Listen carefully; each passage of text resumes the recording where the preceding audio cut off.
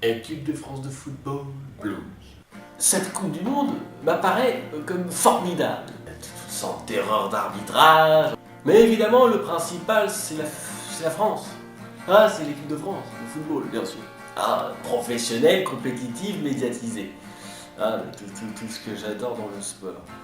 J'ai une équipe de foot préférée, dans laquelle joue d'ailleurs la personne dont je veux vous parler. Parce que cette personne est mon nouvelle idole, mon nouveau maître, mon nouveau dieu, Patrice.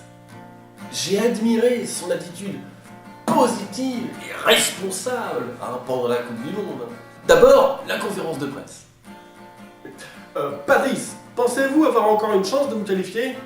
Il faut annihiler le traître. Oui, mais Patrice, vous êtes capitaine de l'équipe de France de football. Donc théoriquement, le joueur le plus compétent et le plus sage parmi 2 millions de licenciés. Nous le traquerons, nous le trouverons, nous le détruirons. Et puis après, la séance d'entraînement.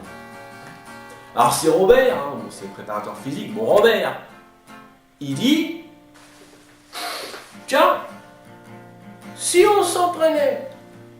Alors bon, le ponte de la mafia de l'équipe de France donc lui répond par la négative. Alors là, Robert, sans se démonter, il lui jette un ballon à la gueule, puis il lui dit comment tu veux gagner un match si tu t'entraînes pas au ballon? Votre jouet technologique ne m'impressionne pas. S'il est vrai qu'il pourrait nous permettre de nous qualifier, il est bien peu de choses en comparaison de la force. Alors, on veut savoir, mais qui est le traître? Qui a osé défier la mafia en menaçant de s'entraîner quand même? Thierry est-il un repenti? S'est-il fait citer son texte par Nicolas quand il a été le voir en Rolls-Royce, le jour de la grève de tout le monde? Qu'est-ce qui s'est dit exactement entre Franck et Johan? Quelles sont leurs relations exactes? Qu'est-ce qui s'est dit entre Raymond et Nicolas? Quelles sont leurs relations exactes? Quelles sont les relations exactes de Raymond avec sa mère? C'est ça que le public veut savoir.